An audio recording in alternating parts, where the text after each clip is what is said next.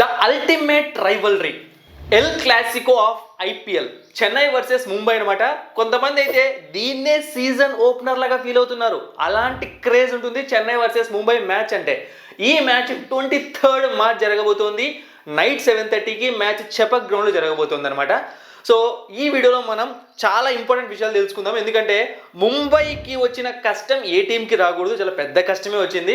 And Chennai plans Mumbai ముందు work out అవుతాయా? ఎందుకంటే చెన్నై ఎవరి దగ్గర అయినా సరే డామినేషన్ చూపించవచ్చు, కానీ ముంబై దగ్గర మామూలుగా ఉండదు. సో ఎందుకో కూడా చెప్తాను, అది కూడా రీజను. ఇక రెండు టీమ్స్ కూడా కొంచెం కన్ఫ్యూజన్లో ఉన్నాయన్నమాట. ఎందుకు ఏంటి అని కూడా ఎక్స్ప్లెయిన్ చేస్తాను.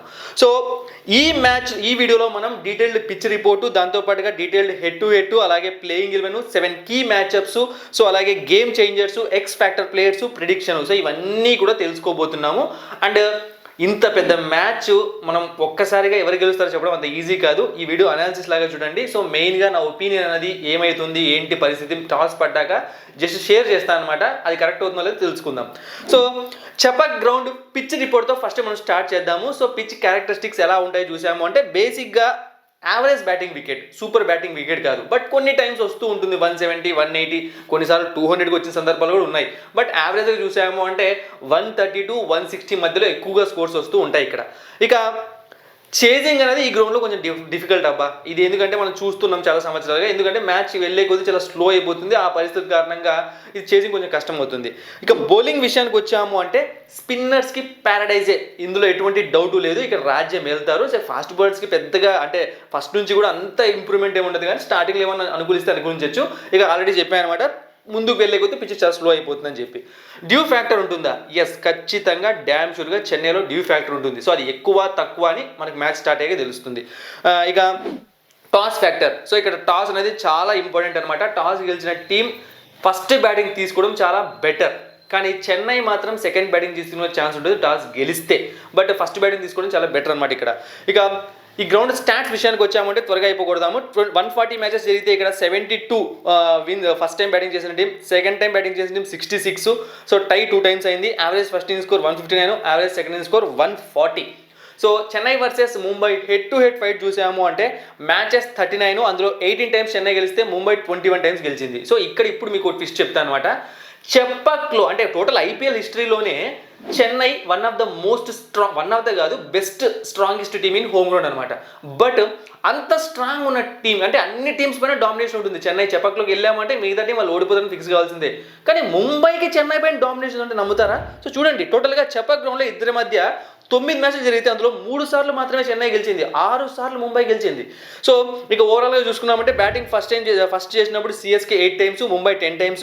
బ్యాటింగ్ సెకండ్ చేసినప్పుడు సిఎస్కే 10 times, ముంబై 11 times. ఇవి స్టాట్స్ అనమాట. ఇక ప్లేయింగ్ 11 విషయానికి వచ్చామంటే చాలా పెద్ద కథే ఉందన్నమాట. సో రుతురాజ్ గైక్వాడ్ ఓపెనర్గా ఖచ్చితంగా ఉంటాడు. సో రచిన్ రవీంద్ర ఉంటాడా, డెవాన్ కాన్వే ఉంటాడా? బేసిక్గా ఇంట్రా స్క్వాడ్ ప్రాక్టీస్ మ్యాచ్లో అయితే ఇద్దరు పర్ఫార్మెన్స్ యావరేజ్గానే ఉంది. సో ఎవరు కూడా పెద్దగా పర్ఫార్మ్ చేయలేదు. బట్ రీసెంట్గా చూసామంటే రచిన్ రవీంద్ర ఫామ్లో ఉన్నాడు కాబట్టి మేబీ తననే తీసుకోవచ్చు. లేదా చెన్నైకి ఉన్న ఒక అలవాటు ఏంటంటే ఓల్డ్ ప్లేయర్స్, లాస్ట్ టైం అంటే తను అవైలబుల్లో లేడు డెవాన్ కాన్వే, సో వచ్చాడు కాబట్టి ఇక మేము దానికే బ్యాకప్ చేసుకుంటాం అనుకుంటే మాత్రం అతన్ని తీసుకోవచ్చు. సో రుతురాజ్ గైక్వాడ్, రచిన్ రవీంద్ర లేదా Devon Conway. So Rahul Tripathi, Shivam Dube, Deepak కూడా ఉండే ఛాన్స్ ఉంది. Sam Curran, MS Dhoni, Ravindra Jadeja, Ravichandran Ashwin, Noor Ahmad, Matheesha Pathirana, impact ప్లేయర్గా ఖలీల్ అహ్మద్. సో ఈ వీడియో చేస్తున్న టైంకి మనకున్న అవైలబుల్ డీటెయిల్స్ ప్రకారం ఇది చెన్నై ప్లేయింగ్ 11 అనుకుంటున్నాను, strongest playing 11. So Mumbai playing 11 విషయానికి వచ్చామంటే రోహిత్ శర్మ ఒక ఓపెనర్ ఫిక్స్. మరి రియాన్ రికల్టన్ టీంలో ఉంటాడా లేకుంటే విల్ జాక్స్ ఉంటాడా?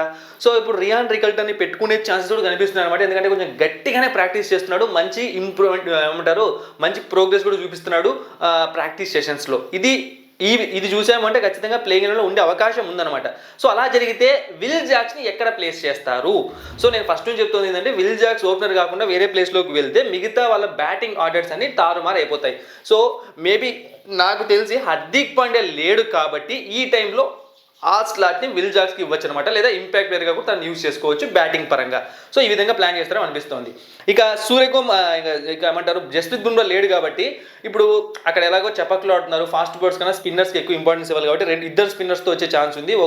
సో అదే టైంలో అర్జున్ టెండూల్కర్ కూడా ఉండొచ్చు play first match playing eleven there is a possibility అనమాట. సో చూద్దాం ప్రెసెంట్, ఎందుకంటే వీళ్ళు ప్లేయింగ్ ఎలెవెన్ చెప్పడం అంత ఈజీ కాదు, చాలా మంది ప్లేయర్స్ లేకపోవడం వల్ల ఇంపార్టెంట్ వాళ్ళు. చూసామంటే Rohit Sharma, Ryan Rickelton, Suryakumar Yadav, Tilak Varma, Robin Minz, Naman Dhir, Arjun Tendulkar, Mitchell Santner, Karan Sharma, Deepak Chahar, Trent Boult. So impact ప్లేయర్గా విల్ జాక్స్ ఆల్రెడీ చెప్పాను, మేబీ తను డైరెక్ట్ ప్లేయింగ్ ఎలెవెన్లో రావచ్చు, ఎవరైనా ఇంపాక్ట్ ప్లేయర్లో కూడా రావచ్చు.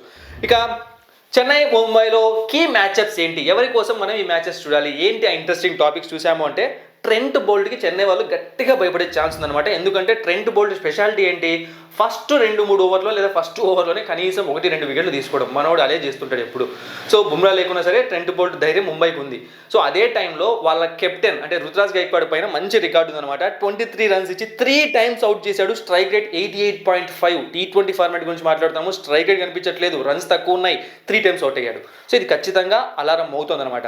ఇక మళ్ళీ ఇంకొక బ్యాట్స్మెన్ రాహుల్ త్రిపాఠి చూసాము అంటే 29 runs, 3 outs, strike rate 120. So ఇది కూడా ఎందుకంటే మిడిల్ 1 డౌన్లో వచ్చే ప్లేయర్ అనమాట, సో లేదా 2 డౌన్లో వచ్చే ప్లేయర్, ఎందుకంటే ఒకవేళ రచిన్ రవీంద్ర ఇద్దరిని పెట్టుకుంటే అలా కూడా జరగచ్చు. సో ఇది చాలా పెద్ద ప్రాబ్లమే అవుతుందన్నమాట, అర్లీ వికెట్స్ ఒకవేళ పడ్డాయి అంటే ట్రెంట్ బోల్ట్కి. సో పిచ్ కొంచెం చెన్నై వైపు ఉండొచ్చు, ఎందుకంటే స్పిన్కి అనుకూలిస్తుంది కాబట్టి, బట్ ట్రెంట్ బోల్ట్ ఎక్స్పీరియన్స్. ఇక ధోని వర్సెస్ ట్రెంట్ బోల్ట్ చూసాము అంటే 82 రన్స్, 2 outs, 187 స్ట్రైక్ రేట్. మీకు డౌట్ రావచ్చు ఇంకెవరు లేరా అని చెప్పి. సో జస్ప్రీత్ బుమ్రా లేడు, ఇక పాత స్పిన్నర్స్ అందరూ కొత్త వాళ్ళ వెళ్ళే టీంలో Mitchell Santner, Deepak Chahar. So against Trent బోల్ట్కి కొంచెం కనిపిస్తుంది అనమాట స్టాట్స్, ఇంకా ఎవరికి కనిపించట్లేదు. ఇక రోహిత్ శర్మ వర్సెస్ మతీషా పత్రానా. సో మతీషా పత్రానా చాలా డేంజరస్ బౌలర్ చెన్నైలో, బట్ అలాంటి బౌలర్ పైన రోహిత్ శర్మకు 187.5 స్ట్రైక్ రేట్ ఉంది. సో మనోడు కూడా మంచి ఫామ్లో ఉన్నాడంటే కొట్టే ఛాన్సెస్ ఉంటాయి. అయితే సూర్య వర్సెస్ జడేజా చూసాము అంటే 48 runs, 4 outs, strike rate 77.4. So ఇది ఇక్కడ గేమ్ టర్నింగ్ అనమాట. సో సూర్య వచ్చే టైంకి రవీంద్ర జడేజా బౌలింగ్ చేయొచ్చు, లేదా సూర్య కోసం రవీంద్ర జడేజా దింపొచ్చు కూడా.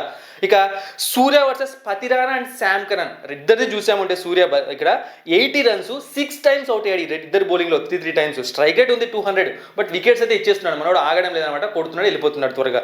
ఇదనమాట పరిస్థితి. సో ఇక్కడ కూడా సేమ్ అదనమాట, మన దీంట్లో చెన్నైలో కూడా కొత్త బౌలర్స్ రావడం వల్ల ఇక్కడ మనకి ఎక్కువ స్టార్ట్స్ కనిపించట్లేదు, ఇప్పటి నుంచే స్టార్ట్ అవుతుంది రైవల్రీ అనేది.